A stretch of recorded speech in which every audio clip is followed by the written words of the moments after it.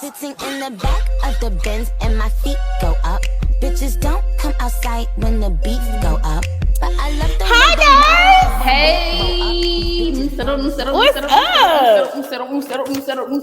up? You know, so we trying something new because, you know, we've been getting a lot of inquiries about guests and people want to come on the show. And we're like, how can we accommodate guests? Because when we usually sit at the table on the old episodes, it's a little tight. Yeah, we're literally like sitting up there like this. So it would be hard to incorporate others. So we just tried something out. Maybe when they come, they'll be, you know. We'll probably widen this out more. Right. You'll see more of the up couch. in there. We're still kind of close, tight in since it's just us. Yeah. But yeah, moving forward, we'll still probably use that setup. Oh yeah. Still, if it's just me and her, but y'all might see a couple of different episodes that might just be trying out a couple different things, right? So that we can see which setup will work for when we have guests. But anyways, it's a new week. Yes. Couple of things. If you haven't yet, because it just came out today, make sure you watch the Met Gala recap video. Yes. We finally put it out. Y'all look. Y'all don't know how. Like, I love editing, so I enjoy doing it. But editing, if you're a person who edits stuff, you know, all the time, the most intense because you're just sitting there looking at the same thing over and over and over, and you're growing it with a fine tooth comb. You're trying to make sure you don't have no jump cuts. Make sure the lighting is at least trying to look decent throughout the whole video. Changing people's levels because some people talk soft, some people talk loud. So anyways, that's done. It's out. I think it really looks really good. I love it. Shout out to everybody that we interviewed. Y'all were amazing. We had a really, really good time. So make sure y'all check that out. I'm gonna make sure I link it below, but it's literally the most recent video we uploaded next to this one. So so check that out. Yay! But yeah, I'm excited. I'm excited for us and just like new things that's coming and like everything. I'm just excited for us in general. But let's get into it. Yeah, because it's been, I don't want to say crazy, but I feel like it's been a little crazy. It's different. The energy out here is weird. Y'all do know Mercury's in retrograde. So I really think that's why it's so much fucked up, crazy, weird ass shit going on right now because Mercury's in, and I know everybody's not into astrology and the moons and the stars and whatever. But I'm telling y'all need to get into this because when you start doing your research. So tell them what Mercury in retrograde means. So I can't tell you, like, I can break it down by turn, like all the way down to the scientificals because I'm not an astrologist and all of that. But what I can tell you is that basically it's when how the planets are aligned currently, and it causes just the energy and the balance of things to be off. So it'll fuck with like technology. So your phone might be acting weird if you don't know. Oh, maybe that's why the internet is acting damn fool. Your computer might start acting crazy. Sometimes it can affect relationships, like communication can be off. Like it's just when Mercury's in retrograde, weird shit happens. So this says we refer to these periods as time when Mercury is in apparent retrograde motion or simply Mercury retrograde. To those who practice astrology, these times in particular were traditionally associated with confusion, delay, and frustration. Think undelivered love letters, email blunders, and frazzled travel plans. And then this says this Mercury does not. Okay, let me read it again. Since Mercury does a lap around the sun faster than Earth, it can appear in retrograde several times a year. So every time that it goes, look at the ducks. Yeah, I was looking at that earlier. It's some weird shit going on. Yeah, and people be like, oh, I don't believe in that. But anytime Mercury has been in retrograde, weird shit happens.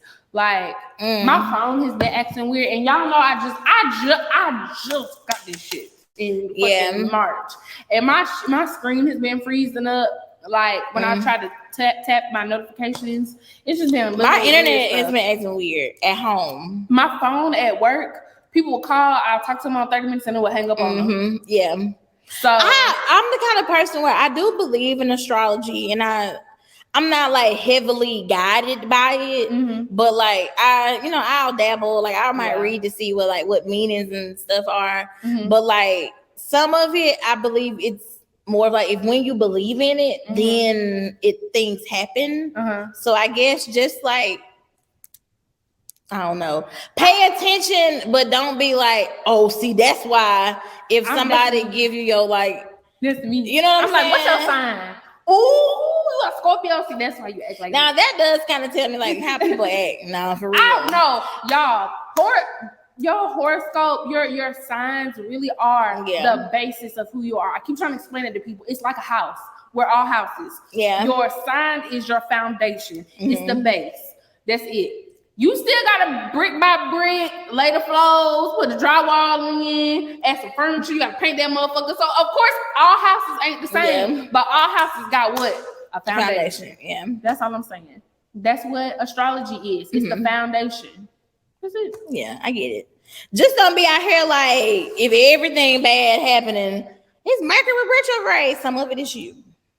Some of it is some of y'all just fucked up people. Some of it is you. Some of y'all just fucked up people. Y'all be like, oh, I'm an asshole because I'm a Scorpio. No, you're just an asshole because you're an asshole. You an asshole, and you need your ass beat. I don't know. Let's see. Let's start light. I just want to start light. This just happened, I guess, today. I don't know. Yeah, kind of. But Brandy versus Jack Harlow. That's probably one of the. First of all, he hasn't had any like rap feuds, has he? He's an unproblematic white man, which I enjoy. Shout out to Young Harleezy. Well, he was unproblematic. So he said he ain't know Brandy and Ray J. Be shouting out no white man. I shouted him out last episode. I told her I fuck with the album. The album is good. And so he has a rap beef going on right now with y'all know how I feel about that. Don't do Jack like that. Come on the show, Jack. Don't do himself like that. He has a rap beef with Brandy. Of all people. Brandy isn't technically a rapper. So it's like, how do you even have a rap beef?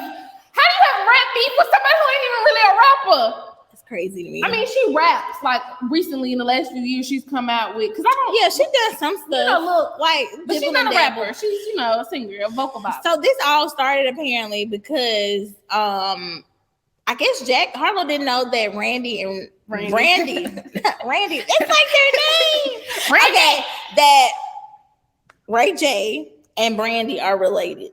He didn't know that. So I guess he came out saying that he didn't know that. And so Brandy has kind of been like clapping back at him. She dropped the whole fucking freestyle on his ass. I do feel like she's playing with him. Like she's trolling him a little bit. I don't think it's like real serious, but it's funny. It's funny as hell. If y'all haven't listened to that song, it's like excellence at its finest. Don't call me Brandy no more, call me your highness. Built tougher than my brother Ray J glasses. This is passion, you woke up a beast, now it's madness. Singer/rapper, rapper/actress, and reaching for the crown. You might get a handful of thorns, or maybe you just wanna be down. I put on for my women, boss chicks and kings, put respect on my name. I was here before memes, skinny jeans and dope fiends, high on lean. I'm high off life, and most times that's all you need. And the more to my story is my. When she said I'm stronger than my brother Ray J glasses, I hollered. Because if y'all know, Jessica said she ain't seen that clip, but y'all know that clip where Ray J did it, and I'm gonna insert it. I'm gonna make sure I find it and put it here. Boom. Where that man said, I'm gonna break the glasses right now. And he said they're unbreakable. And the guy literally said, flop! And then handed it to him. I just feel like you're so frivolous with your products, man. You're slapping the table, they're flying everywhere, you're tossing the glasses. They're unbreakable. Unbreakable? They're unbreakable. Break them. Step on it right now. No, you step on them. It's your product. You step on them. Go ahead. Speedy, step on them. I can't do that. You can. I bet you I can break these. They're unbreakable. Speedy. They're not unbreakable. Speedy. Don't tell me they're unbreakable. Listen, don't challenge me. Listen. Don't challenge me, Ray J. I will break them. Listen, Speedy, they're unbreakable. They cannot break. It's impossible.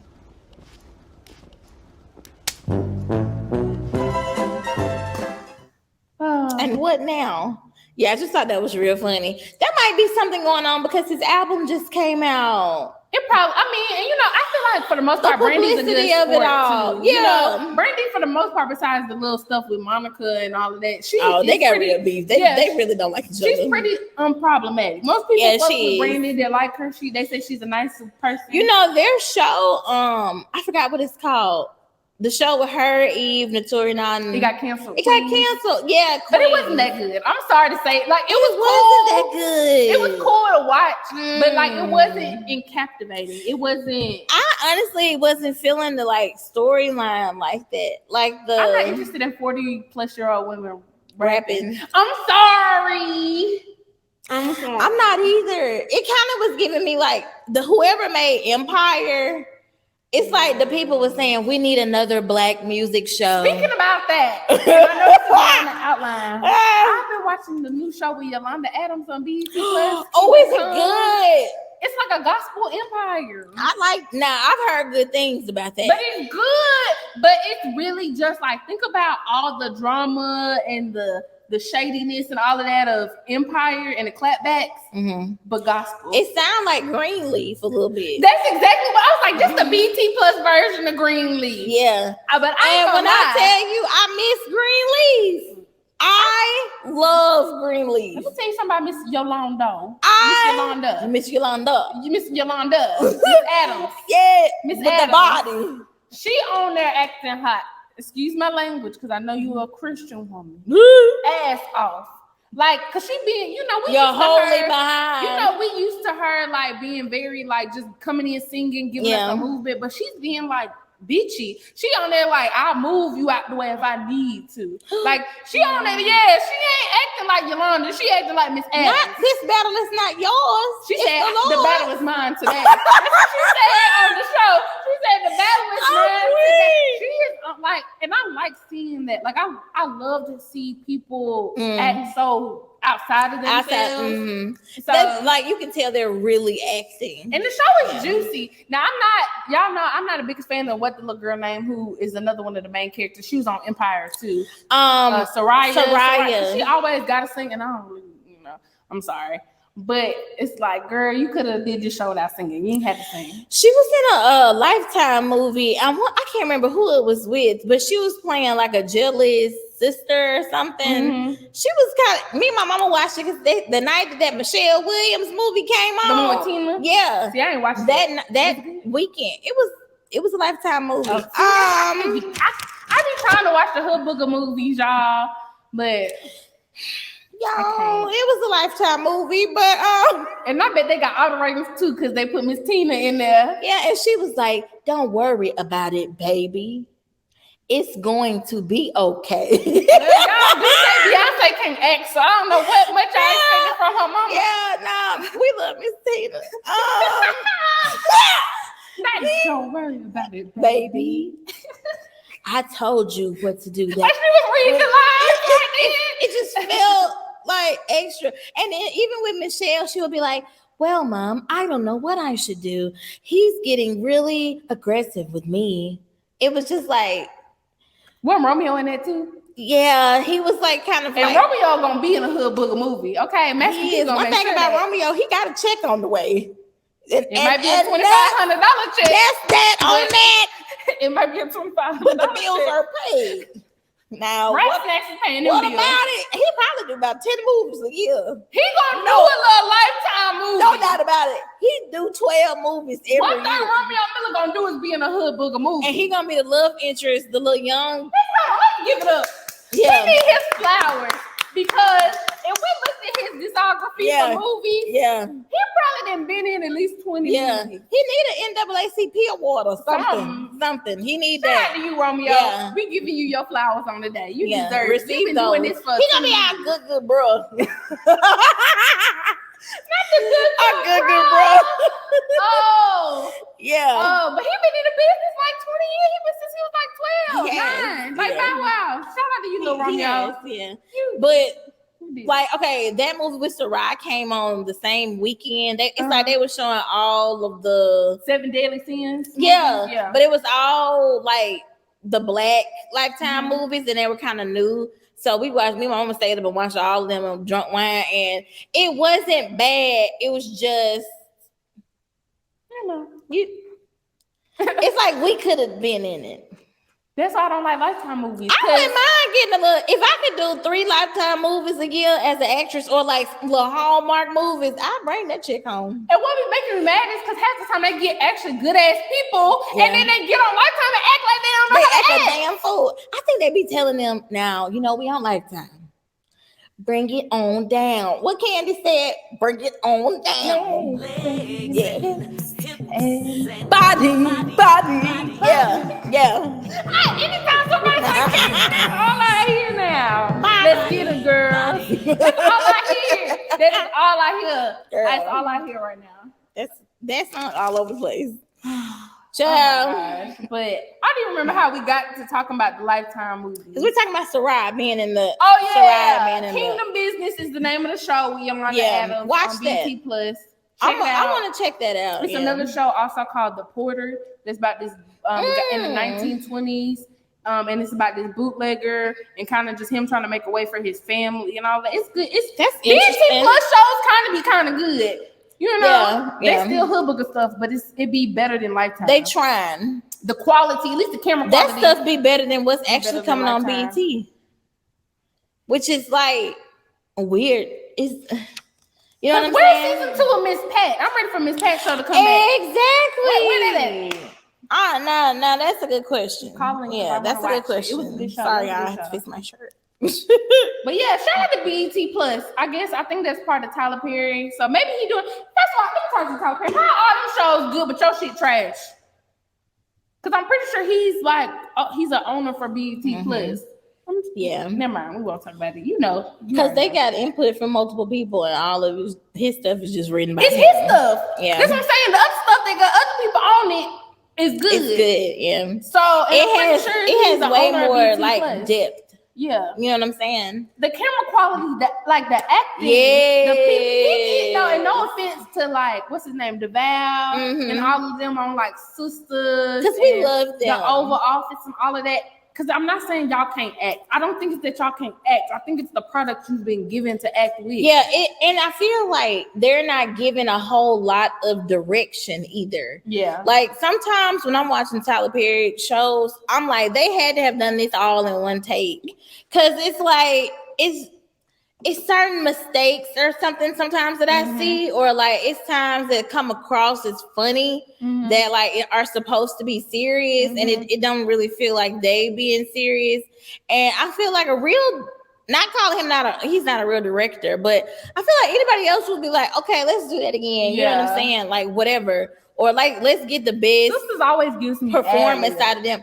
Yeah, like, and not good ad-lib, but like they got a script, they kind of read over it, and they kind of gathered they know what the story is, and then they came in and they're like rolling. Sis, why you let him do you like that? Yeah. Well, I love him. He do so much for me. Like it's like you said, kind of with the Lifetime movies. It's kind of robotic. Yeah. And then Tyler Perry being Tyler Perry, always gonna throw some soap drama shit on the So then it's just like it's just like, and what's so crazy, and I know we talked about this before. I know we're going off on a tangent, but like what annoys me about Tyler Perry is that all his like first movies, his first like 3-4 movies are so good. Like they're done so well. So like how do you go from like great to terrible? That scene in Diary of a Mad Black Woman, and that was his very first feature film.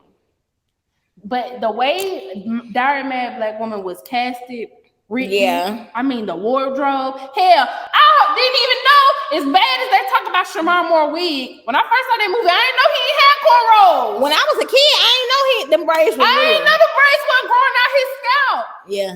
So like it's just like his quality over the years, and I think it's because he's become this like machine, and that's what they say. A lot of times, you know, these people get large and they become a machine, and the quality of the product goes down. Yeah, that's absolutely. why people still to this day like Tyler Perry plays more than anything else he's done. Yeah, but I don't know what to say about that. Yeah, back to Brandy and Jack Harlow. Check out the diss track if you haven't. It's hilarious. Again, I say check out Jack Harlow's album, Come Home, Honey, the Kids Miss You, because it's really good. It's a nice summertime vibes bop. Yeah, he's gotten a lot of good reviews. Yeah, look, y'all know how we feel about the melanin deficient on this show. But I fuck with the album. Mm-hmm. So 2 black thumbs up for me. Oh, from you. Okay. This one says, what's the next? Y'all keep trying to get me to be down with them folks, and it ain't not at this time. Not at this time. I'm sorry. So we wrote this down just at random. We kind of created some like random topics for us to talk about to switch it up. And the first one is dedication to your passion. How we don't give up even when we feel like giving. Oh, what we're talking about? Hold on. And the only reason I put this on here is because before I came here today, I was watching Don't Call Me White Girls podcast. And she was just kind of talking about how she really got to where she is now, and how she was just telling people how you really like, especially with the shit that we do, like the podcast, or you're trying to be an influencer, trying to go viral, trying to kind of, you know, get a certain amount of attention. It's just, she said, you gotta kind of keep trying the shit. You gotta keep doing it. You gotta keep. You definitely gotta be consistent. And then you gotta just learn the platform. She was saying how like the very first video that she went viral off of, I think the one where she was talking about like ugly babies, ugly kids. She said she put it on Facebook, got 3.5 million views on it. Put it on Instagram and something else, but only got like 100,000 views. She said, but when you put videos on Facebook, you don't make no money off of it. She said, so when I put that video on Facebook and I got 3.5 million views, I ain't make $1. Yeah. Who was that? Country Wayne said that because he was on some podcast or on some show, and they were talking about like, oh, like even my mom watch you on Facebook, and like, you know, on Facebook you have all these views and all these likes, and he was like, yeah, I don't make a dime off of it. Like I don't make nothing off of Facebook. So unless you have the kind of Facebook where you've monetized and you have ads in between and all that kind of stuff, like you really don't make any money. If you do a live, and somebody screen record that and post it, or you screen record it and post it, and they get 5 million views because you posted it. It's the Wild Wild West on Facebook. You just got 5 million views. That's it. You just got 5 million views. And she was just saying like she did that, and then I think she did another different video, and it didn't get as many views because she posted it on a different platform. And then she said she posted something. Anyway, she was saying basically she had to get the 3.5 million views to stay dedicated, because if she wouldn't have got that many, she would have not even thought it was worth it. Yeah. And she was like, but I had posted so many videos before then. That was just the one that happened to hit. So, I mean, when it comes to achieving stuff, I think, you know, especially now, we do live in a world where everybody wants everything quick. Everybody, you know, because people, it seems like people just blow up overnight, or they just have this random video to go viral, but you don't even know that people have been working at their craft for a long time, or, you know, everything that they're doing now, their success has been a long time coming. So I think we just have to like instill in people that like, faith without the works, again, it's dead. Like you have to work hard. For some people, it does come easy, but that's their journey. So like, don't be connected to like what they got going on. Just like stay 10 toes down in your shit and work hard. About, do it. But I think, and everybody I think who's in entertainment or of course influencing or something creative work has said this. If you doing it just strictly for money purposes, you don't need to do it. Go do something else, because it's such a journey to do stuff like this. Even what me and Jessica do, I mean, hell, technically speaking, I know a lot of people watch the YouTube and think we just popped up, but me and Jessica have been doing this since 2019. This is not a new podcast. We've been around for a while, for like almost 3 years now. So, and it's just one of those things we have to keep working at it. We have to keep growing at it. We have to keep pursuing, because we're just now sort of kind of getting. And when I say, we just now have a momentum going. But like, really, I feel like at the heart of this is the fact that me and you both like to talk. We like creating content, and like it's kind of a creative outlet for both of us, and it's like a hobby. You know what I'm saying? So many times it's like therapy. I look forward to coming and here and talking down to talk to Jessica, because sometimes I mean, me and Jessica talk throughout the week and stuff like this, but we ain't really talking like this. We talking about like other stuff. I guess people at work, people sleepy. Like, you know, you don't have time a lot of the times. So like for this, it's really like a labor of love. And so if we reap benefits from that, then that's just like added on, you know, it's like the cherry on top. Exactly. But especially in entertainment too, like and I forgot the guy's name, but you know the show 101 with Flex, and Kyla Pratt. So the guy who's like the fun friend, the dad's friend, Flex friend. Dwayne. Yes. Okay, so he was saying how, because I didn't know that Flex after 101 got canceled, he was homeless for a while. Yes.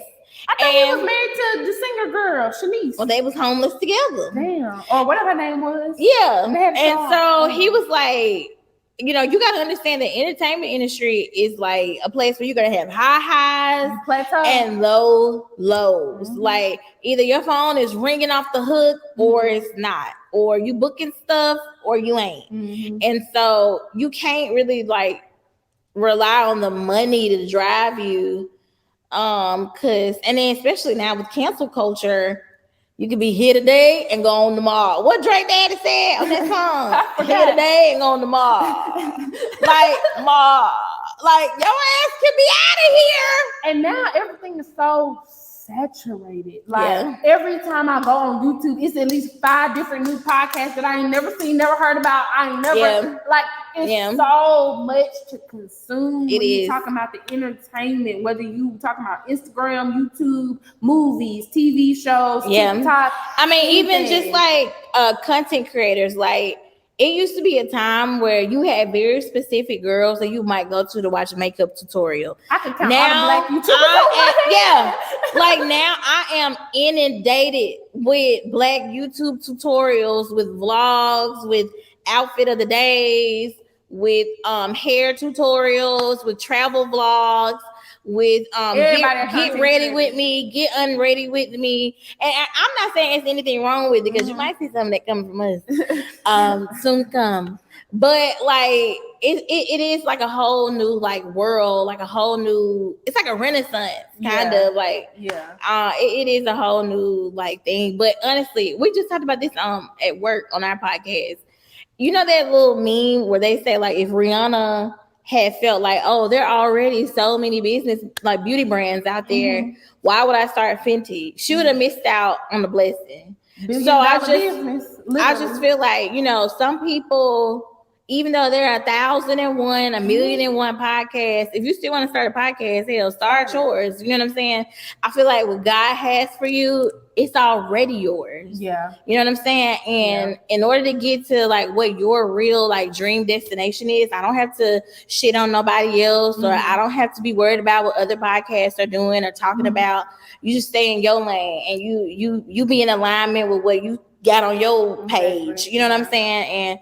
And do your thing. That's all you can do for real. And if it's your passion, then keep working with it. Like again, if you're doing it for the money, you're not going to be fulfilled. Like you're not going to get, because it's not going to be instantaneous. It's not. It's a hobby. Like I swear, like I promise you, we and Jessica probably could post 3 videos a week and it still would probably be the same, because it's just one of those things, because it's so much to consume. You gotta wait. Like I was just saying about the Don't Call Me White Girl thing, like she said one video went viral and then it took 5 months for it to go viral on a different platform. Like it's just one of those things, especially if you starting off and you a nobody, you Joe Blow Schmo from around the corner.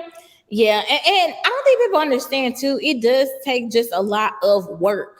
Like a lot of research, like what is the algorithm doing right now, or what's the trending hashtags, or you know what's the trending sounds, or like what kind of colors really get people to clicking on stuff. Like how long does it take before somebody swipes away from my video? Like it's not just even created, and you got to compete against other people who swiping and wiping and doing all this shit. Like you know, you got to think what's gonna set me apart and make people click on my stuff. Like, how can I connect to my audience now with all this different stuff going on? So, I don't know. I would just say to stay the course. I want to talk about that because I was listening to something, and I can't remember what podcast I was listening to, and they made a comment about how they feel like people like in their 20s. They don't understand why people in their 20s have podcasts because they haven't really been through anything enough to That's stupid. give their opinion. It was something loosely like that. And I kind of was like,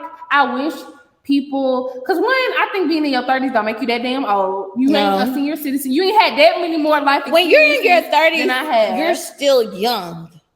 I want people to understand that too. Like, yeah, you in your 30s and you've been on Earth 30-some years, but you can still be a 30-some year old fool. Like, My you're mama told me the still, other day, she know niggas in their 50s. and you can still be a fool. So the age really ain't nothing but a number when it comes to mental intelligence. But to me, I feel like if anybody has something to say that's worth listening to, it's people in their fucking 20s. Because I feel like people my age and your age really are in this more than the people in their 30s grew up in that weird ass time where we really saw the shift. Yeah. Like, I grew up with a dial-up computer, like a regular ass with the booty in the back computer. A VCR. Like, I literally had to grow up and learn all this. Like, people in their 30s, once like technology came out, they were already damn near in college. Like, high school, college, kind of, sort of, you know. At least middle school figuring it out. You know? Yeah. So I still had to use floppy disks when I was in elementary school. So I'm trying to tell you, between ages 1 to 10, my entertainment was fucking CD-ROM games. And then too, this is the thing. That's why I said, like, you have to do your own thing and stay in your own lane, because those 20-year-olds, they might say something that impact, other 30-year-olds, but like, there are millions of 20-year-olds here. Yeah. So that's who they talking to. Like, they're talking to their peer group. Yeah. You know what I'm saying? Yeah. It's like 50-year-old people, they can share their opinions to the world. Doesn't mean everybody's going to agree with them. Yeah. But 50-something-year-old people are going to listen because they can probably relate more to what they're going through. So, like, I don't know. Just don't listen to people who be like, well, you so young and you don't have nothing to say. It's like everybody has something to say. You know what I'm saying? Don't discredit. Yeah, like, don't discredit people just because of their age. If you don't find it appealing what they're saying, don't listen. Swipe. Yeah. Yeah, I just would never get on our platform and be like, yeah, them 30-year-olds get up on there and talk about y'all don't know what y'all talking about. Like, I feel like sometimes I might have been, and I've explained this to so many older people, because it's always older people talking about young people instead of it's like young people talking about older people for the most part. Now I always go in on the boomers because y'all, this my nerve. Yeah, and it's y'all own it, working it. Y'all working. Y'all boomers. I was talking about that earlier. I said y'all are by far the hardest group of individuals to work with. Y'all are. I just had a 45-minute call the other day on how to do Google Forms. I was like, it does it for you. Like, all you just change, Google is by far the simplest platform to navigate. And I had a 45-minute call about it, but I digress. We did with that at work. Even some people don't even know how to work Zoom. And that's the shit that be blowing me, because it be them same boomers who sit up, and I know I just said people don't talk about age, but I told y'all it's the boomers because they're the ones that are in control of a lot of stuff. Like, they're the CEOs of a lot of these companies, the CFOs. They own the most real estate. The hiring managers. Hell, the fucking government is full of fucking boomers, and that's why shit is fucked up now. Like, they don't listen. They don't listen. They don't care to want to learn. They sit up and they say, oh, we want to learn. We want to become more tech savvy. We want to become more inclusive. No, they don't. They're lying. Yeah. They say that so that they can cover up. They can act like they wanted to be better and still do the shit they want to do. Yeah, and not do it. It's a cover up. Oh my gosh. Yeah. Woo.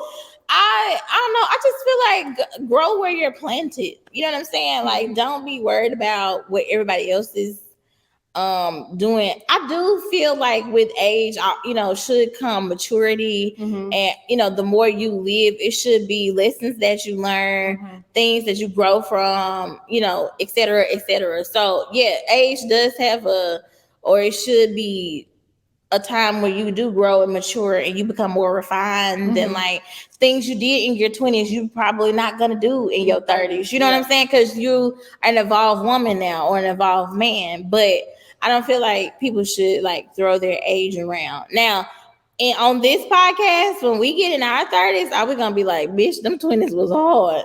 Like, you know what I'm saying? When I turn 30, first of all, I'm gonna be shocked. Yeah.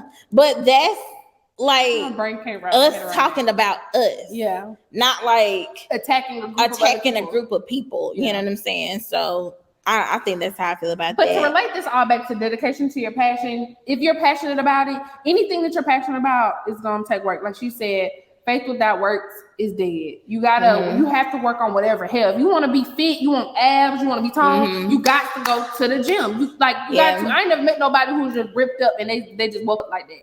I just ain't never met nobody like that.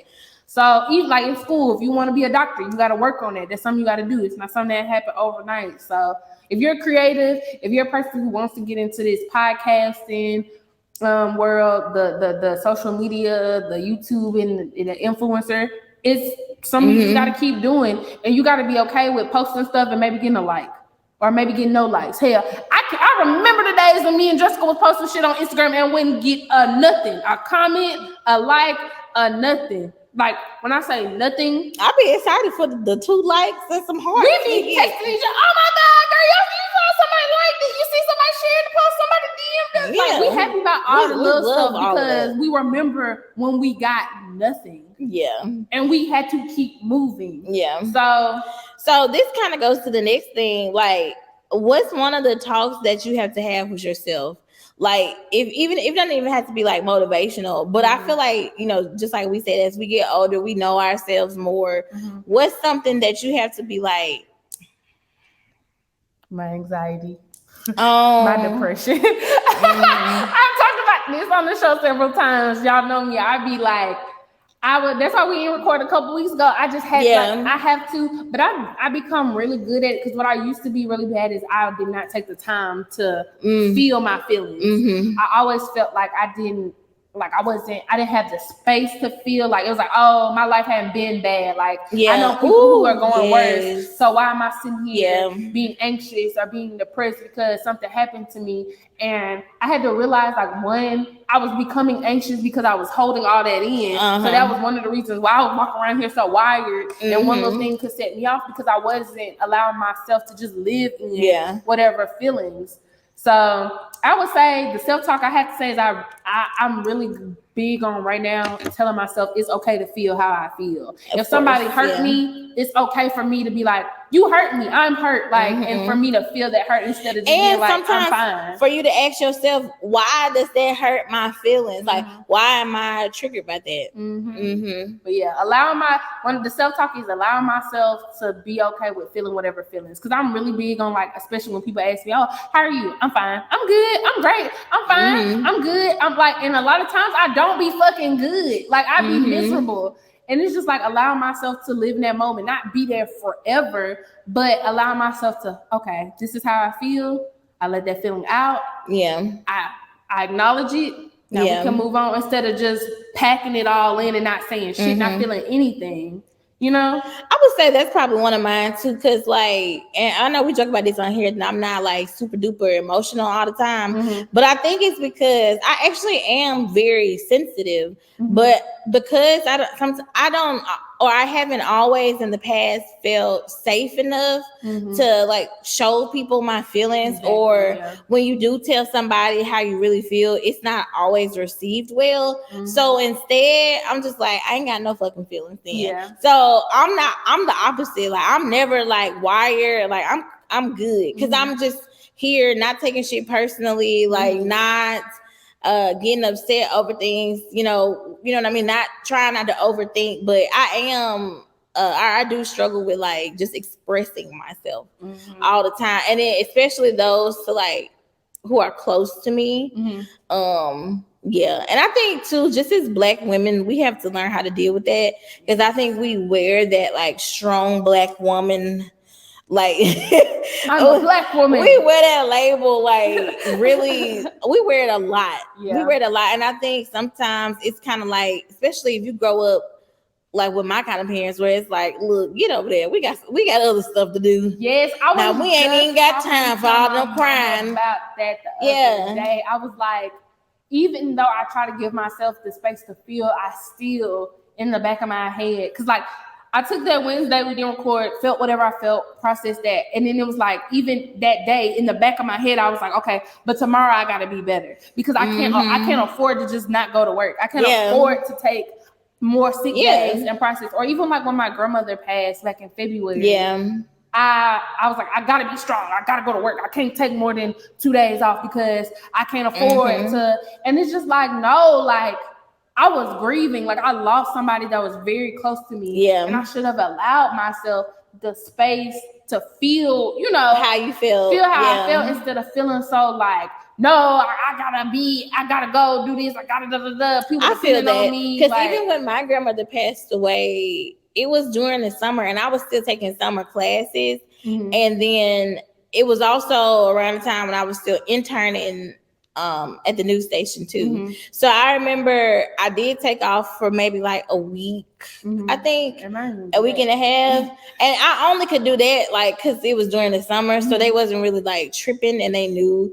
But after that, I was kind of like, you know, what are they gonna think if I don't come back or you know, whatever. And that's really sad that we have to like feel that way. And I remember when I did go back, they were like, yeah, if you needed to take more time, like, I know, you know, and I was like, no, I'm okay. And so you kind of have to just be like sucking it up, you know what I'm saying? And you definitely can't have no outbursts or like be crazy emotional. No, that first week back at work, I know for a fact, after every time I went home and cried. Because I was just like, because I was so emotionally overwhelmed at the beginning of the day anyway, because, you know, my grandma had just died. And even though, like, and I told people this, like, before she had passed, like, I was like, oh, I'm fine. I'm going to be fine. Like, because I've been preparing for this. Like, this has been, she's been declining. And it's like, no, like, it don't matter. It's not anything you really can prepare for. You know what I'm saying? Because the person is there. And then they're not. Yeah. And that's just that. So it's just like giving myself, I think, my grandmother passed on a Friday. We buried her on a Tuesday. I was at work that Wednesday. Wow. Yeah. So like that whole week, I was just, because I still had to, every time I got off work, I had to tell myself, my grandma's dead. Like, because I was at work and I was working. So in my head, it was like, so it's just like. It doesn't really register to you, So that's why I say, and I say this to other people out there, we really, especially Black women, really Black people in general, because Black men have a hard time in dealing with this too. I talk to my coworkers all the time about this. You have to give your space to feel. Like, I know we're supposed to be so strong and so whatever, but like shit happens to us. And sometimes that shit is fucked up. And you're supposed to feel, you're supposed to live in that. You're supposed to feel that, cry, scream, let whatever you gotta let out, because when you keep that shit inside, you be wondering why you walking around and your head hurt. You can't sleep. Ooh, you can't sleep. You can't, no matter what the fuck you try to do, it just ain't working. And it's because, hey, you got all this shit that you just been letting build up years and years and years worth of shit. You gotta let that shit out, man. Yeah, I agree. Yeah. I guess another one of the talks that I would say I have with myself is like, why can't I be consistent with some things? Because I'm really good at like setting goals for myself, and then like you ever like slack off for a day and then now you ain't doing it no more at all. One of the things I really struggle with is yoga and meditating and everything. A couple years ago, you wouldn't have been able to tell me nothing. Okay, I just knew I would have been like, I would have been.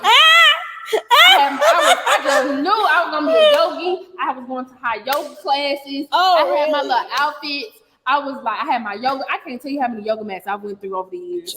Like, I used to be flexible too, y'all. Like, I was so close to being able to do the splits. I could really put my legs behind my head and all that. I was really into it.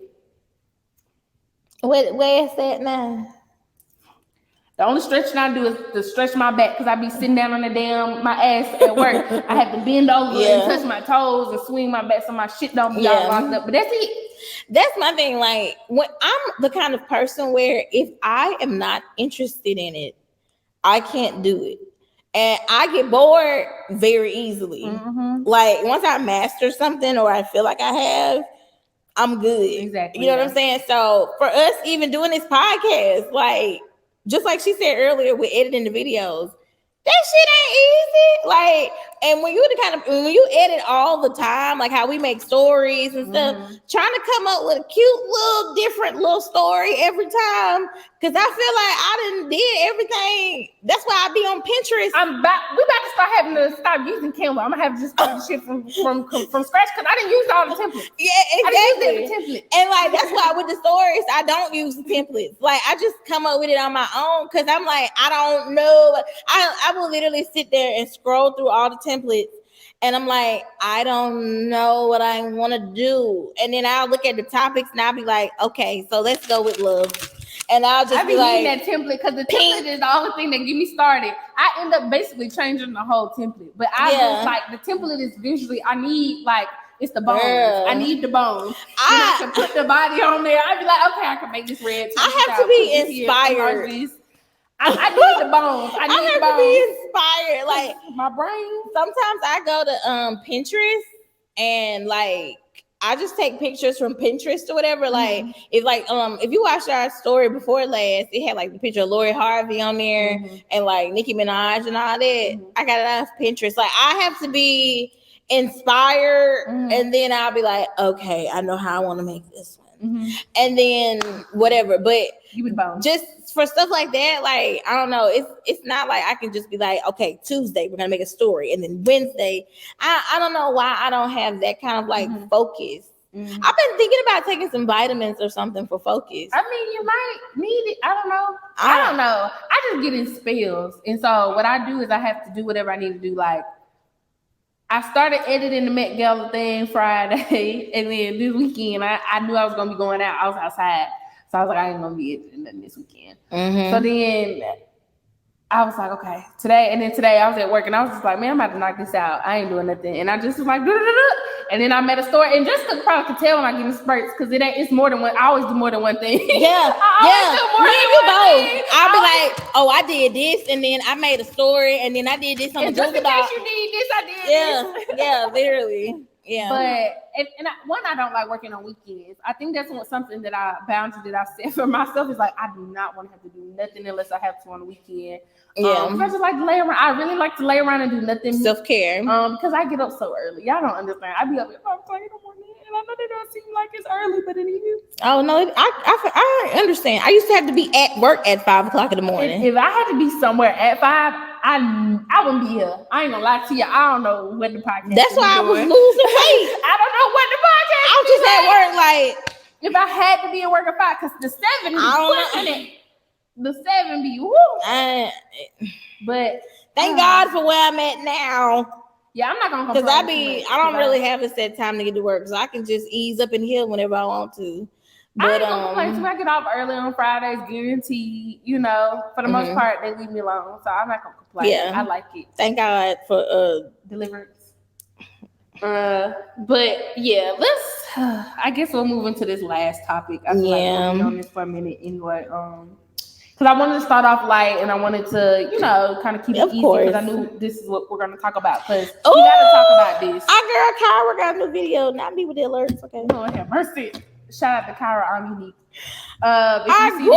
If you see this, I love it. As I'm sure everybody knows at this point now, there was another mass shooting. Well, this is gonna come out. So on Tuesday, there was another mass shooting in Texas at an elementary school. What was the name? You know the name? I don't. Let's see, because I want to make sure I don't want to give no false information. So Robb Elementary School? Yes. Robb Elementary School on May 24th. An 18-year-old Salvador Ramos opened fire at Robb Elementary School in Uvalde, Texas, killing 19 children, 2 teachers, and wounding 17 others. And also that day he took his grandmother's life as well. I think he may have just shot her because it says he shot and wounded. So I don't think she's dead. Okay. Well, yeah. First of all, I just want to say I don't know. My condolences to everybody, not even just the parents who lost kids, but just the entire school, kids that have lost their friends, the teachers. I know, the teacher's family that passed away. This is just like, I really don't even know what to say. I'm never desensitized to these kind of acts. I don't know how we can be. I know we hear about it so often now. But yesterday it just really like made me so sad. I wasn't even really on social media after I left work, like because I was at work when I started looking at the news. And so once I got home, I wasn't even really like watching TV. I just didn't even want to look at it. It's a lot because it's and I hear a lot of people say it's just kids are always tough. Like it's sad when anybody gets murdered, anybody loses their life, but kids are always tough because they're children, and they haven't done anything to anybody. They haven't, they just living their lives. And for a person to go in and just take their lives away when they're so young, it's just sad. And you never know. There aren't the right words to say. There's really nothing you can say to in my opinion, to help aid the grieving or the shock of something like that, because it's just sad and it's sick, to be honest. I don't know. I really just don't. I want to understand like why this keeps happening and like why that is what people do when they're going through something. You know what I'm saying? What makes someone say, I'm suffering so bad and I want others to suffer, so let me go into a school and shoot kids? I just want to know, like, what's the thinking? Like, what do you think is going to come from that? And especially, like, kids that have nothing to do with the bullying or, the torment or whatever whatever it is that you may have experienced. Yeah. Those kids don't have anything to do with it. And, like, I don't know. I just don't understand. I guess that's just me. I don't know if it's some kind of, like, just like a thing now that's going on, you know what I'm saying? Like, if you watch the last Batman movie, you remember how like the Riddler was like kind of gaslighting these people online, and they were in a forum, and so when he was doing everything, the people in the forum were already like armed and ready. So I never feel like it's a lone gunman. Because nowadays I just feel like it's too many chat rooms and like, ways that people can and like. I think more of this is gonna happen. Oh, I think so. People have had 2 years to like plan things. Like exactly. I was telling Jessica off the camera that I think that like we're really about to get into a time of like similar looking to like The Purge. I don't know if you've seen Law Abiding Citizen, or like these movies where people literally go and they be like, "Fuck, I don't give a fuck what the law is. I don't give a fuck what the president's saying, the governor." They like, fuck it, I'm gonna do it. Fuck it, we ball. That's literally what they like. They don't care. There's no what's the word? Their moral compass is gone.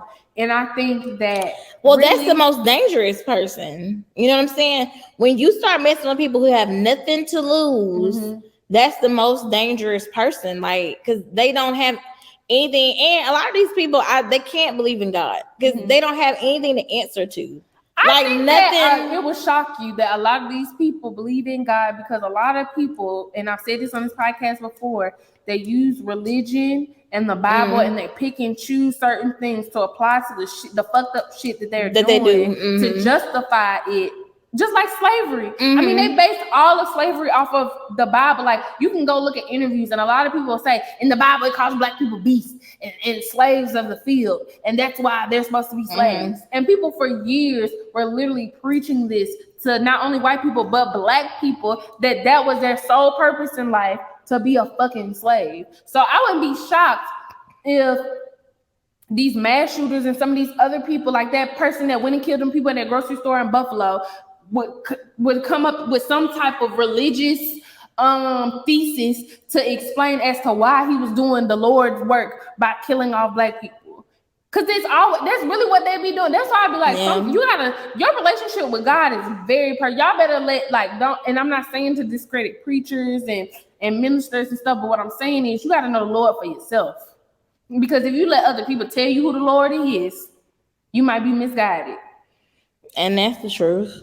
I don't know. The only reason why I say it's got to be like some kind of, I don't know. It just feels like some kind of demonic spirit. You know, maybe it's Mercury retrograde. Ever since the white people went up in that Capitol last year, I mean, it was crazy before then because it was COVID, but I don't think people really understand the impact, like globally. Just I think that had. I think school shootings, just in general, have almost been like a fad. Like mass shootings have almost been like a trend or something over here. You know, from the guys going into the movie theaters, you know, to Columbine way back in the day, the church. Like, I mean, I just don't know what is like the thinking, and I don't know what our government is waiting on. It's been long proven, like shoot up the Bass Pro Shop. It's been long proven that like domestic terrorism is really the biggest threat in America. So like, why they try to make it seem like, you know, we're so afraid of Japan or Korea or Russia or Al Qaeda? Yeah, like those people are not really fucking with us like we're fucking with our own self. You know what I'm saying? And I just like I don't know. I don't know what has to happen for reform to be like passed down, or you know, it's I don't not know. Gonna happen because then you have people like Kay Ivey, our governor here in Alabama, making laws like starting next year in 2023, you ain't gotta have no gun permit for I think open carry. You just had a gun. You don't have to have a permit. So what is gonna stop somebody from here in Alabama? See, that's my thing. With that kind of a law, what is the goal? You want mass hysteria. Like, what is the goal for that kind of a law? What is that even for?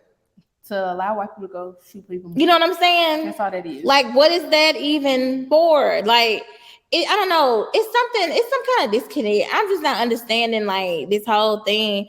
I wrote down some quick little stats, so I'm gonna share those. Since 2020, guns is the leading cause of child death. It used to be like car accidents or like swimming accidents. Guns is the number one cause now. You only have to be 25 to rent a car. You can be 18 to buy a gun. Make the math isn't mathing. I don't understand how you can't rent a car, but you can buy a gun. You can get a gun at 16 if your parents get the permit or something. Yeah, because I know people who like shoot. You know, people who hunt and stuff. I don't know. And in states like Texas, you don't need a permit. So that's what Kay Ivey's trying to do. There are hardly any regulations, no protocol. And that's one of the reasons why some people, like a lot of these shooters, when they start researching them or whatever, they have a history of mental illness or they have a record, and there are no like checks and balances in place to say like, oh, well, this person is mentally unstable. He doesn't need to own a gun. Like, this person literally is on YouTube and like is a social media person who literally talks about how much they hate black people and wish black people would die. Like it's no kind of a system or nothing in place for you to say like, oh, if this person has a record. I mean, obviously, if you have a felon or whatever, you can't have certain guns or whatever.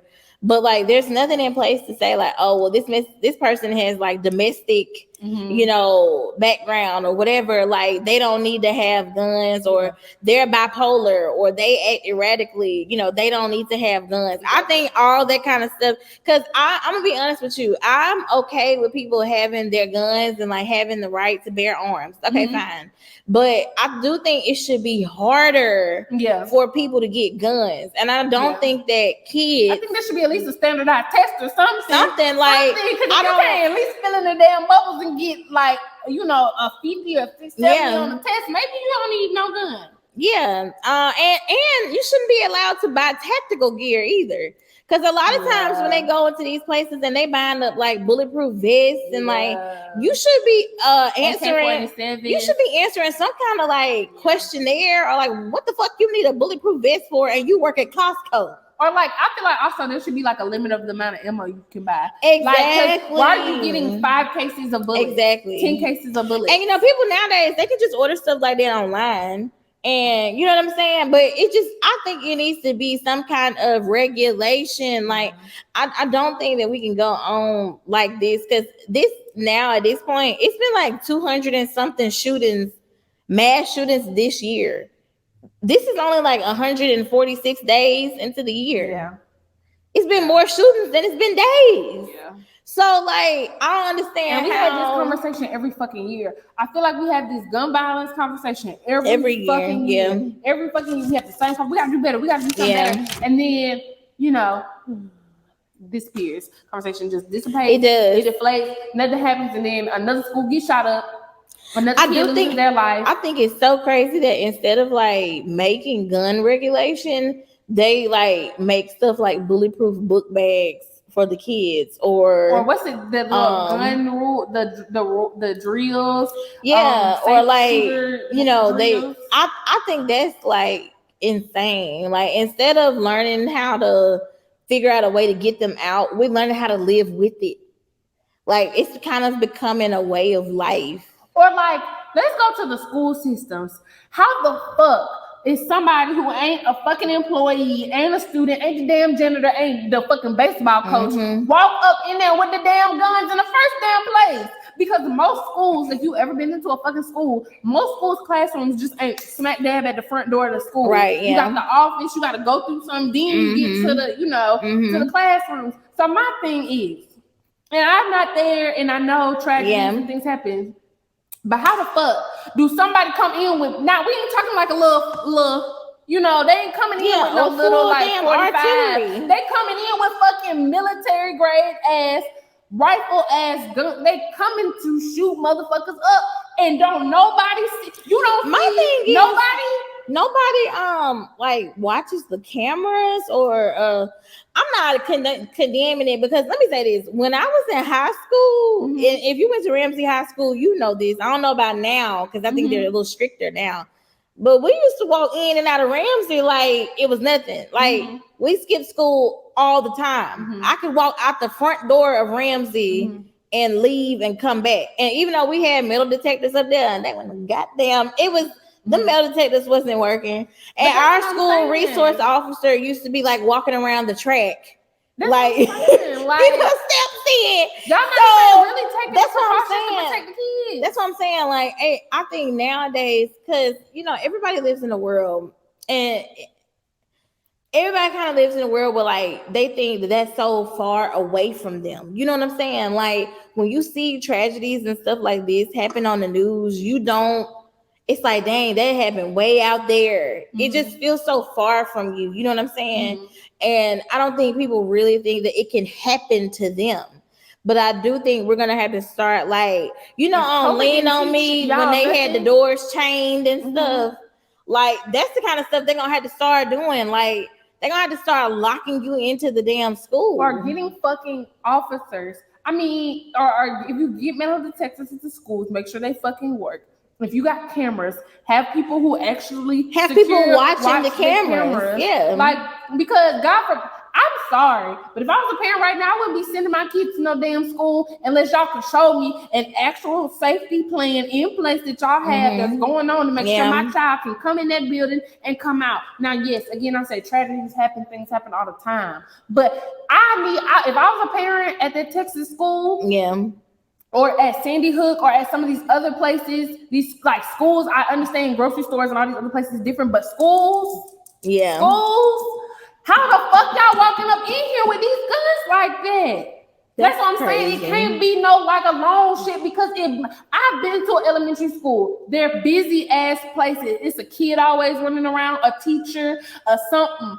People and not really like that all the time, because like you could go in an elementary school and just walk in there and you're in the school, and then usually you either walk forward or left or right, and then you go to the office and the ladies are in the office talking, just like how we're sitting here talking. You could pow kill them.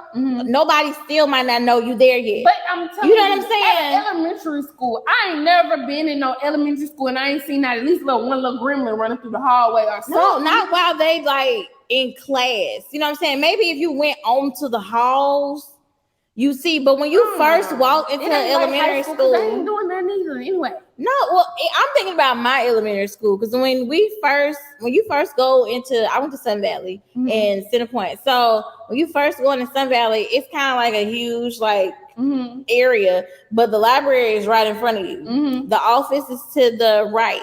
So if you go in the office, like you have to be buzzed in to come into the school. They have to let you in. But once you're in the office, like it's just the ladies who work in the office. You don't see any kids. You may not see any kids until you like go down the hall to go to the lunchroom, or you go down the hall to start going towards the classrooms. But like it ain't no kids running around in chaos. Like it's all, it ain't a daycare. You know what I'm saying? Like it's still order in the elementary school. So the kids he killed had to have been like, you know, maybe like they're passing classes or they're coming back from lunch, or like they're all in one room. I haven't heard. You know what about, I'm saying? Like, where in the classrooms and how I haven't either. That. But like I was at elementary school last week. I went to a career fair. Barry Elementary. Shout out to y'all. Where is it? Barry Elementary. It's over there in Woodline. Okay. I think that's Woodline. Where the east side? Ain't that what they call the east side? Man, you know. Down the street from Avondale. Is that this? Oh yeah. Yeah. Barry Elementary. Pretty much. I went to a career fair. Like when I came in, I saw kids. Like it wasn't like I saw like a bajillion kids coming at me, but I mean I hit the door and I seen a child and I seen like a teacher or something. Like what I'm saying is there's movement. It's action, yeah. You know, it ain't just like in high school. But did y'all have to be buzzed in or like anything? Well, no, not this day because it was a career fair, so they kind of had you know, people walking in and out. But again, there's still when I came in was at least 7 people at that like front door before I got my body like into the school. But I'm not gonna lie, even if it's 7 people, if it's 7 people with no gun and he got an AK-47 or whatever, an AR-15. All you gonna hear is screams and he down the hall. But at that point, you hear a fucking. You know what I'm saying? Like, so that's what I mean. It's like, and a lot of those guns like that. You know, I have a gun-toting boyfriend. Once you pull the trigger on some of those guns, you don't have to pull the trigger anymore. The gun is firing for you. Yeah, automatic. So it's like he can just walk around and be like that. Like it's not even any effort, you know what I'm saying? And I know ain't no telling what kind of bullets he got. You know, it's kill shots. It's tragic. I mean, it's only so much. Like you don't have to arm security with as much as they might have at this point, and that's the scary part. Schools need armed security guards at this point. Yeah, if you're not gonna have metal detectors, scary. You need at least 2 guards at the school who are trained scary. Because now it's like, how do I know the person we hired to be security is mentally capable? You gotta do background checks. Background checks. To even be in here standing with a gun with the kids. Because we just saw where a few months ago, I saw on Instagram where a resource officer like picked the kid up by the neck because the kid got smart with him. You know what I'm saying? So I feel like even that, it's like slippery slope all the time because people just don't be doing their job right. It's the community. It's everybody from the teacher, the principal, the parent, the coach. I need some like gun-toting granddaddies or some gun-toting dads or some gun-toting mamas or whoever to be at home. Everybody who be at home during the day to like take turns and watch the school or something. It's just got to be more protection of our babies because, man, it doesn't to me. And we just sat here and had a whole conversation about it. Makes sense how somebody can walk into a school with military grade guns and just shoot it the fuck up. To me, it makes sense. Like, cause I remember how our school wasn't just locked down. So if he wanted to do that, it makes sense. But you know what I'm saying? Well, it shouldn't be happening. It shouldn't be that easy. It shouldn't be happening. This is not the first time. So how many times does it have to happen for us to put a plan in place? And I wonder, was he watching the school or like was he? Because I remember, just for example, when I was interning at the news station, I remember there was a boy who died in a car accident in Coleman, and we were trying to do a story on him. So we went to the high school trying to talk to kids about it and all that stuff.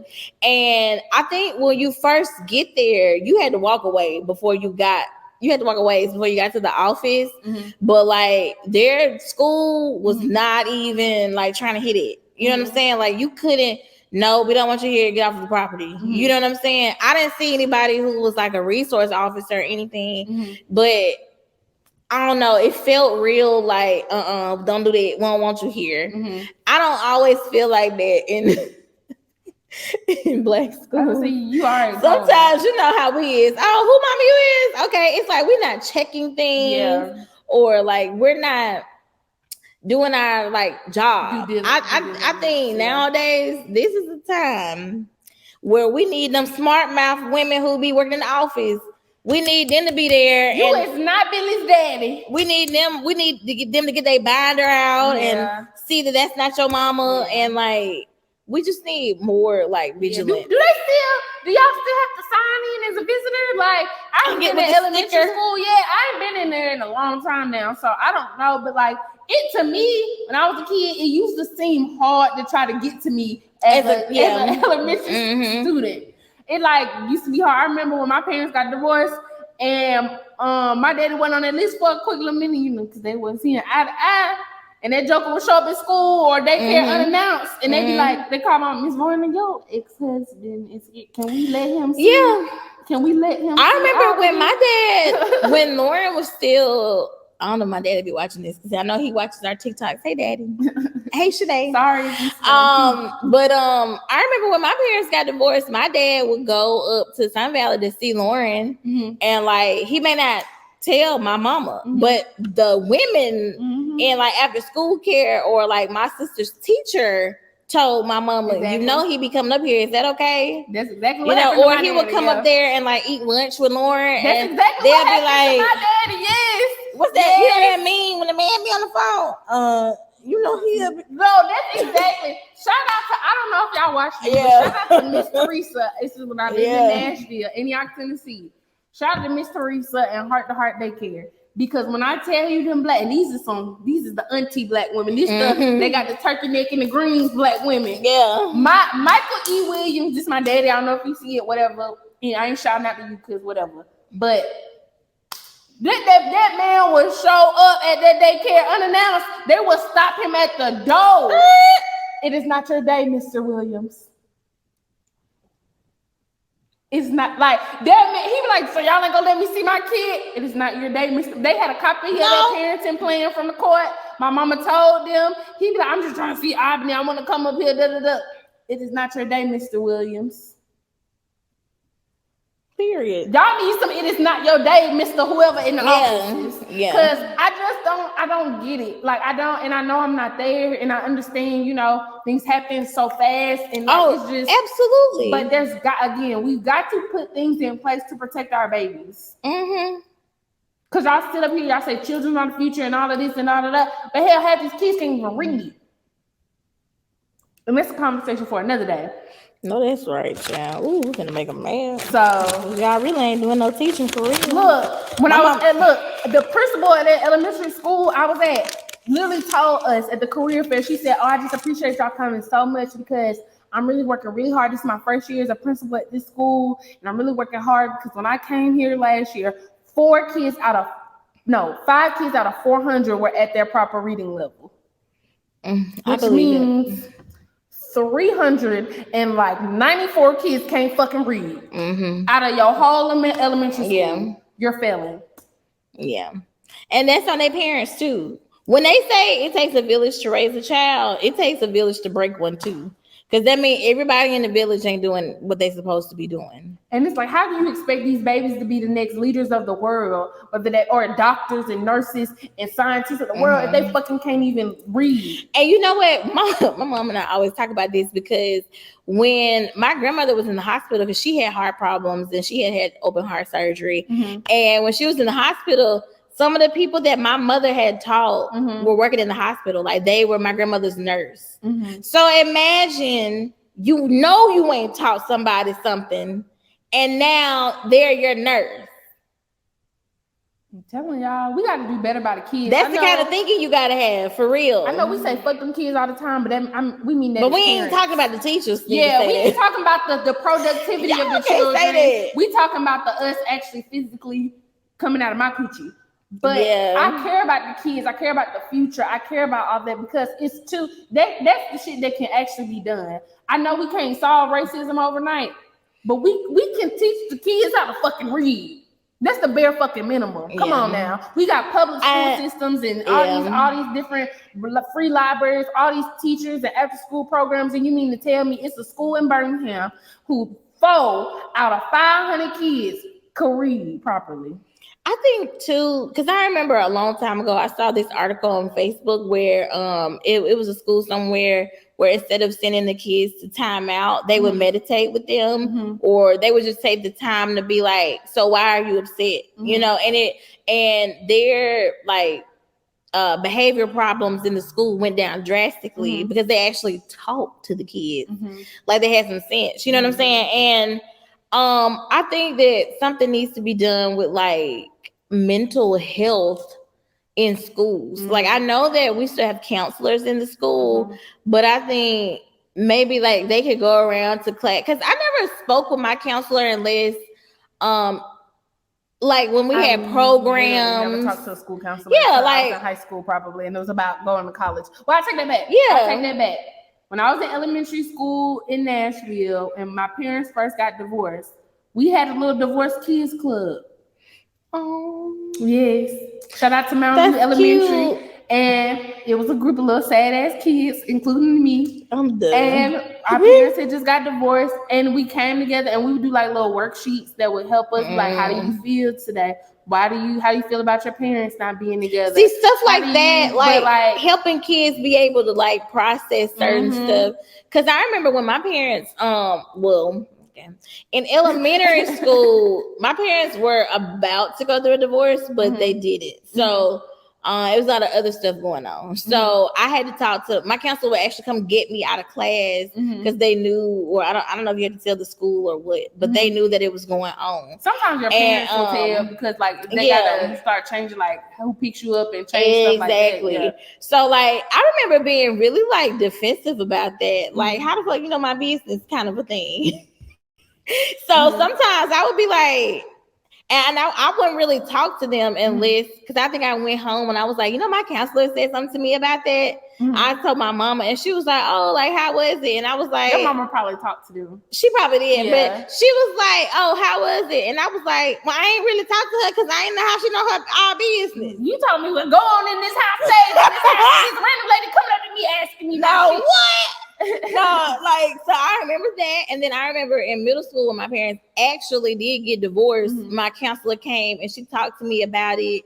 And like my counselor then was way more involved with us because I was also in the honor society when I was in middle school. So like when we did field trips and like stuff like that, she was the one who would take us. Okay. Or like she did programs with us and stuff like that. Shout out to of course, Miss Rose. Yes, I don't know if she's still. None of my guidance counselor's name. That let you know y'all was trash. I don't remember the one from elementary school, but I remember Miss Rose in middle school at Huffman Middle, and I remember Miss Gaylor at Ramsey. And Miss Gaylor was somebody you could go to. She was somebody you could go to if you were thinking about college. If you wanted to, hey, how do I do this? Like, she always was very supportive of the students. Round of applause to the guidance counselors because I don't think they get enough shout outs. Like, the ones who actually do their job. Now, some of y'all, like the one I had, and I'm going to call you out. I don't remember her name, but I'm going to call out the school. I went to Bessemer Academy. I graduated class in 2015. You know who the fuck you are if you see this. I told that lady I wanted to go to Howard, and she told me, I think you should think about some other schools and like come down a little bit. And then, because at first of all, she said, what is Howard? I said, it's like the Harvard of Black schools. It's an HBCU, yeah, of course. And I was like, you can Google it. So she did her research. Like, she saw how like prestigious it was. And then she was like, oh, I think you should like try to do something more local. Like, go to something more local. And I was like, you raggedy bitch. And that's why the fuck I went. Because everybody, matter of fact, fuck all y'all at Bessemer Academy. Because everybody that knew that I wanted to go to Howard literally told me not to go. Like, literally told me, oh, you're not going to get in. You're not going to, like, whatever. And yes, I went there and I came back, but I got in. And I went. And then this is the thing. You left on your own terms. Exactly. You didn't leave because of them being fucking and I didn't shady. Get kicked out or nothing. Hell, my grades at Howard was better than any grade I ever got at UAB if we're going to keep it a buck. My GPA was actually pretty fucking decent. Hoes.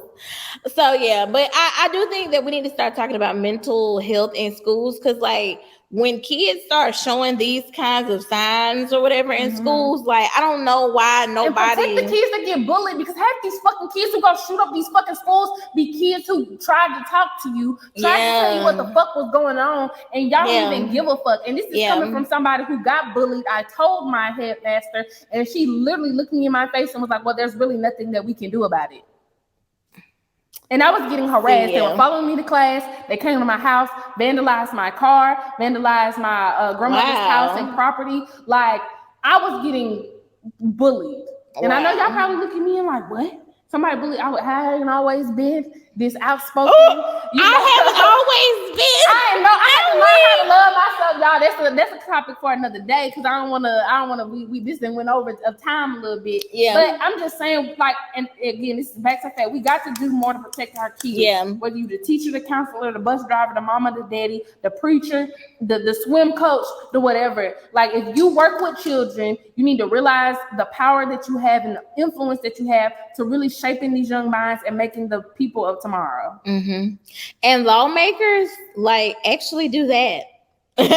Actually make laws, like, actually do something that's gonna help, because at this point, this is ridiculous. Like, honestly, I'm so tired of seeing this and like police officer, being corrupt and doing crazy stuff.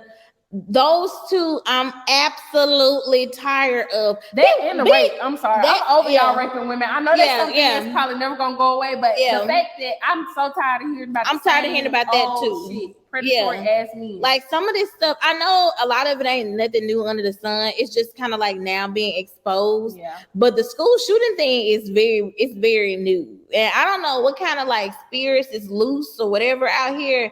But I'm for real. I'm finna bind it up right now over this podcast. Yes. I'm finna bind it up right now. I don't know where y'all at while y'all listening to this, but bind it up where you at. It's something going on. It's some crazy shit going on out here, for real. And I just want to be covered. Like, it's something weird. These people are crazy. Yeah. Like, so protect yourself. Protect your friends. Have your gun loaded. Protect your family. Protect your home. Yeah. Child. And build your tribe. Build your community, and actually protect those. Like, I know Jessica got my back. I know other people that I depend on got my back. And that's again, community. Yeah. Just staying, like you said, covered really and protected and prayed, like, because we are living in some COVID was the beginning of something. And that's it. That's all I gotta say. Yeah. Like this, I know y'all probably like, what the fuck? But COVID was the tip of the iceberg. We dipping in there. Because we about to really see some shit. Like, because if you're paying attention, we had COVID, we had the election. Then what happened? January 6th. Then what happened? Something else crazy. Like, then we were just having World War III with Russia. At this point, though, it's always something. And we never really see an end to the things that happen. We just kind of move on to the next thing. Like, it's so much shit happening. And other things still be going on. Yeah, but we don't hear about it anymore. And so, I don't know. I really don't even know what to say about, like, this world, this government, this life. Like, it just all feels like we live in the Matrix a lot of the times. Like, we a bunch of fucking the multiverse. Like, we're a bunch of fucking Sims or something. Yes. Like, I don't know how to explain it, but I just want us to be safe. I don't know if the powers that be or whoever understands that people just want to fucking be happy. Yeah, people just want to live. They want to be happy. They want to live comfortably with their family. They want to be healthy, happy, in love. Yeah. They want to be safe. Like, it's really the bare minimum things that people want. It cannot be that the few people that have all the control are so controlling or so evil or so greedy that they have to kill or destroy, lie, that they have to, like, take from all these people. Honestly, I don't know. I'm just disgusted with this world. Yeah. I'm so done. Like, after this week, I'm through. Yeah, and this is why I told y'all I know this week I kind of been on Instagram posting because of podcast stuff and stuff. But that's why I had to take a step back, y'all, because it's just fucked up right now. Like, I don't even know how to put it any other way. Like, gas prices, rent prices, food prices, like just being able to make it now is harder than it's ever been. It's crazy. Like it's harder than it's ever been for anybody, whether you got kids, a husband, whatever, black, white, Puerto Rican, Asian, up, down, black, white, tall, fat, skinny. It's hard. And people now more than ever are doing anything by any means necessary. Yeah. So like she said, like whoever you believe in, as long as it ain't the fucking devil, pray to him. Ask them to be covered in the blessings and the and uplifted in the blood, because I don't know. I have literally nothing else to say. I don't even know. Yeah. So yeah. And on that note, we'll catch y'all next week. For real. We appreciate y'all checking in with us. Please make sure that you follow us on all our platforms at _BBPC. You can follow me on my personal platforms at The Real Abnyayana on Instagram, and then at _Abnyayana on Twitter. And you can follow me at Jessie, JESSI _Monique, MONIQUE, and that's 2 E's on Twitter. Thank you guys so much for watching. We love you. Bitches don't come outside when the beef